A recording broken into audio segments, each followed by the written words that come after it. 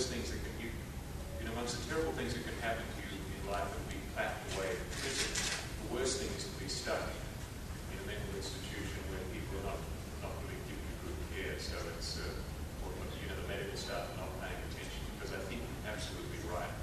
A lot of regular diseases and rare diseases can be missed in that situation, because every symptom a patient has is attributed to their psychiatric illness or the side effects of the drugs that they're treating, whereas in fact the symptoms and signs may well be that of an underlying progressive neurological disorder. So your point is very well taken.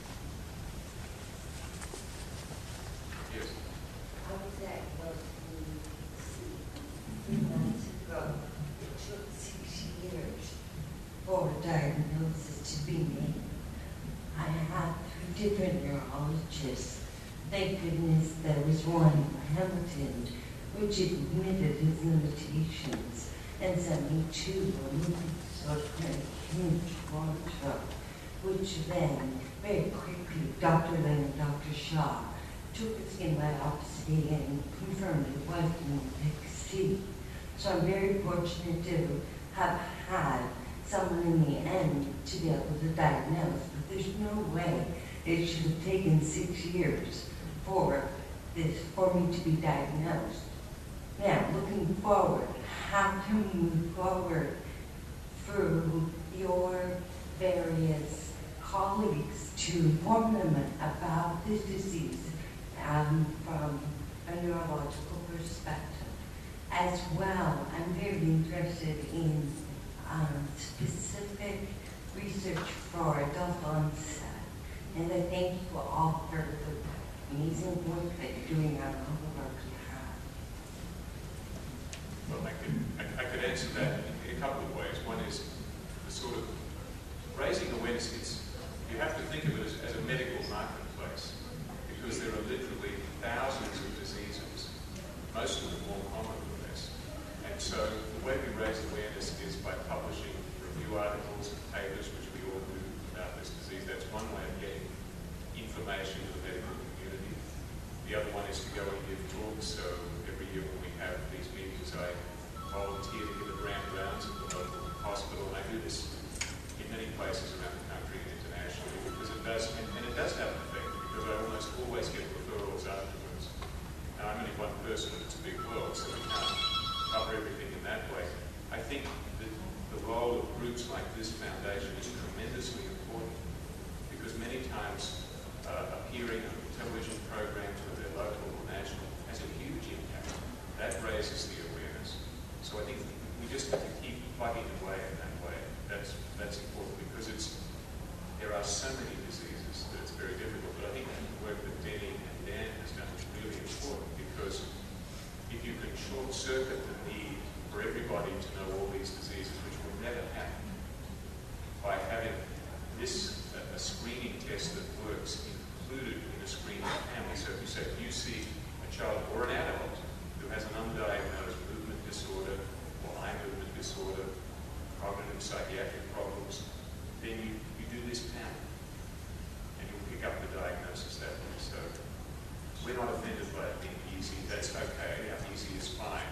We want to make it easy for people. But I think it has to be a group effort. We all have to work together on this, and we have to keep plugging away at it, because it's it's a competitive marketplace. It's a marketplace of ideas. We're competing against Alzheimer's disease, cancer, and diabetes, and heart disease, which of course are tremendously important.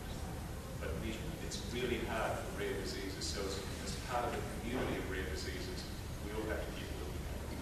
And so and the efforts of this foundation and individuals and families are tremendously important to raise the awareness of your community. And many times there are people in this room I know who've shared their stories where, because they've come forward and explained their disease, that other people in the community have been diagnosed. So it has to be an attack on many fronts. Your role is tremendously important.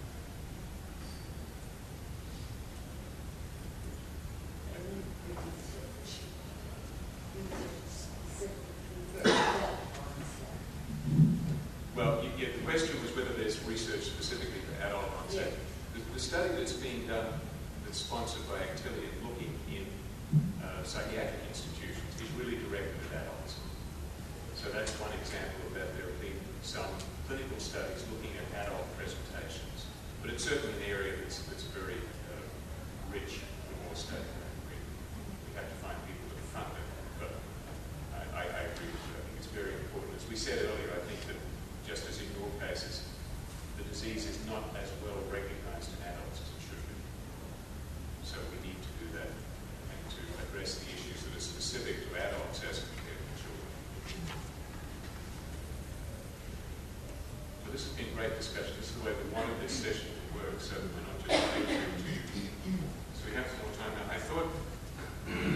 guess I don't need the microphone, but I'll stand here anyway.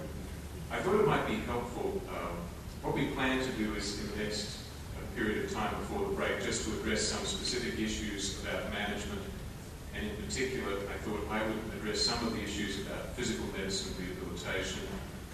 Julian is going to talk about pulmonary care, and Joe's going to talk about diet and nutrition, which are all tremendously important. But I just wanted to give a little bit of introduction to that first. I'm going to go over some very basic things, because I know there are people in the audience to whom this is all new. Some of you are old hands and you know this very well, so I hope you'll bear with me.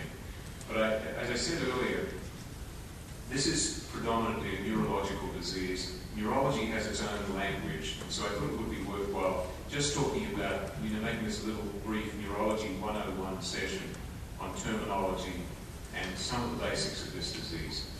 So, a little bit of, you don't actually need the images, a little bit of neuroanatomy, okay? The nervous system is divided into two parts: the central nervous system, which is the brain and the spinal cord, and the peripheral nervous system, which are the nerves and their connections to the muscles and the sensory receptors. Niemann-Pick disease type C is a disease of the central nervous system. It doesn't involve the peripheral nerves, except perhaps in very rare cases.